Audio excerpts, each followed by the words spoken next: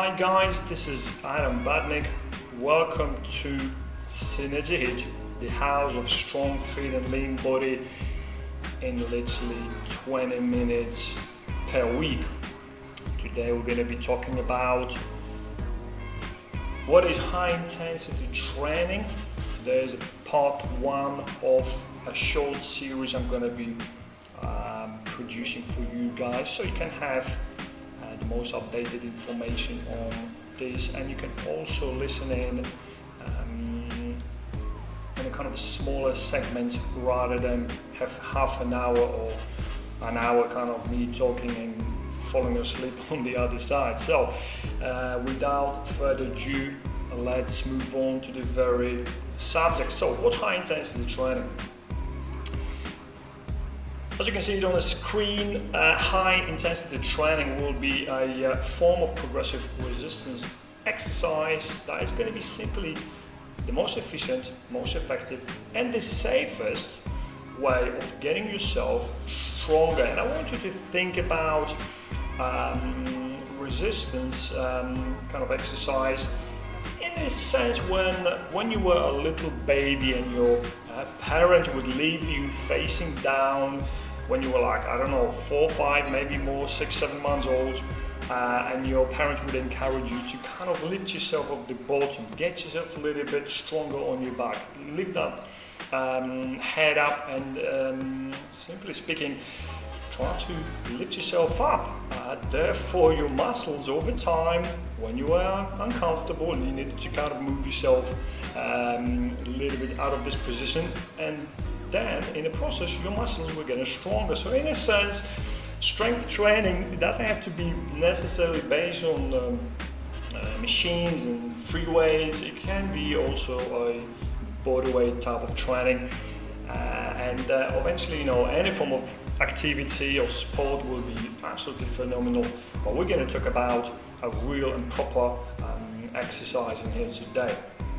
Now, when it comes to high intensity training, I want to kind of look into what's not high intensity training. There's a lot of misconception out there, and I think it's worth to clarify that, for instance, high intensity interval training isn't a high intensity training. First of all, you've got the extra I, meaning interval, plus the way that high intensity interval training is done is way, way different. And this is something we're going to be talking about later on. So safety feature will be definitely different, so you can't compare those two. Most certainly, it's not powerlifting. It's not about how much you lift. It's not about looking good in the gym, having that big chunky weight over your head. It's not about how many times you can lift it. It's not even about kind of, I would say, moving that much. It's all about contracting those muscles at the highest possible level of intensity, using, in fact, the least necessary weight. Yet again, we're going to talk about it in the future videos. Now, bodybuilding is most certainly not a high intensity training. Of course, you can get bigger, you can get stronger. You definitely can use that technique for bodybuilding. However, it's not exclusively for that. I would say high intensity training is going to be really, again, the resistance type of training where you are simply trying to improve your metabolic conditioning. You're trying to improve your day-to-day kind of movement, improve your other things that you may need your body to do for you in your life as well. Now, CrossFit is most certainly on the very, very opposite than what's high intensity training. Yet again, safety features will be highlighted in the future.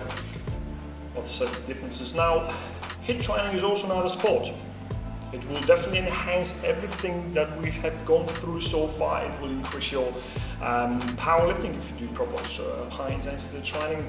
Definitely is going to improve your results when it comes to bodybuilding. Any sport you perform, you will feel simply better, because guess what? When you are stronger, anything you use your body for your body will just find it easier, because you've got that strength carrying you throughout your activity or sport.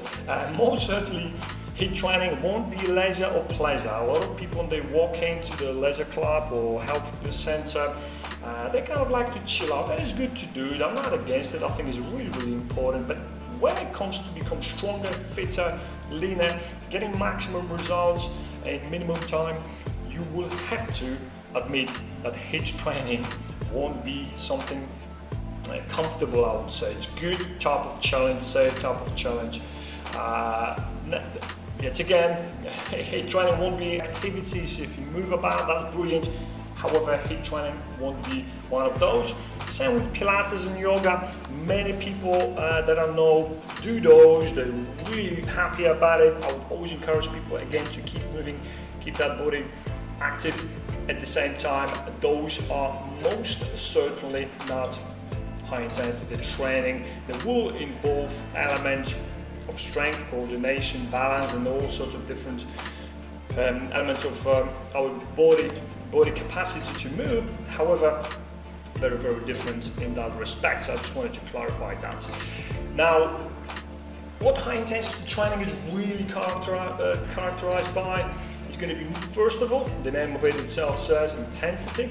So you're going to have that high level of effort, high level of work if you're ever going to become any better than you were last time, and that discomfort means stimulation of your changes for the future. Eventually, it's not necessarily important to always try at your maximum. However, it's always best to try your best and keep pushing as far as you can. Next element is going to be breath workout, meaning you're gonna have to admit that this training, when it's done properly, is going to take you really no more than 30 minutes, I would say.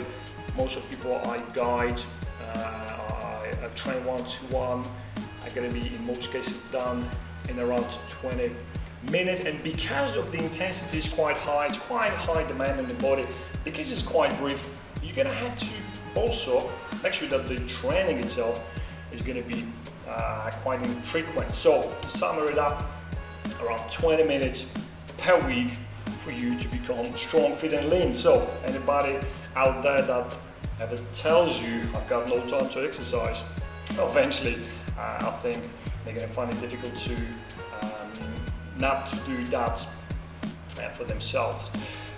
Next element that's going to be very crucial about high intensity training, if you look into a typical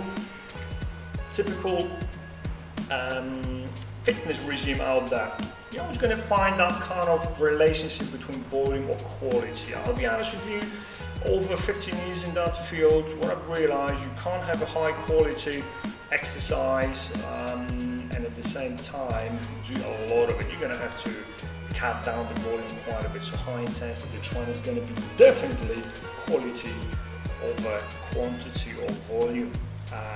And most of people in an average gym will be able to do quite often, quite regular or frequent training because the intensity is low. And very often with that low intensity, very little changes happen, and also overuse of the joint can be the result.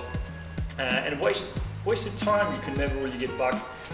And again, I'm not against being active, doing your sport you enjoy, but when it comes to increasing your strength, becoming fitter overall and leaner, you don't need that much time in the gym, and quality always going to win. So overall, just to sum it up, we're talking about maximum results, guys, in minutes a week or minimum time, whichever you prefer. So yet again, 20 minutes a week is probably more than an average person can do. Now, we are really privileged to know about high intensity training because of Arthur Jones. This gentleman, the inventor of the Nautilus and the Medix machines, he actually started and popularized high intensity training in the 70s, and his philosophy or the approach to training was simply train harder, train brief, and train less frequently. So this is going to be the first part of what's high intensity training. Second part, we're going to talk about what is overload. So stay tuned in for the second part. Leave me likes under this video, subscribe to my channel, and I will see you very soon again. All the best.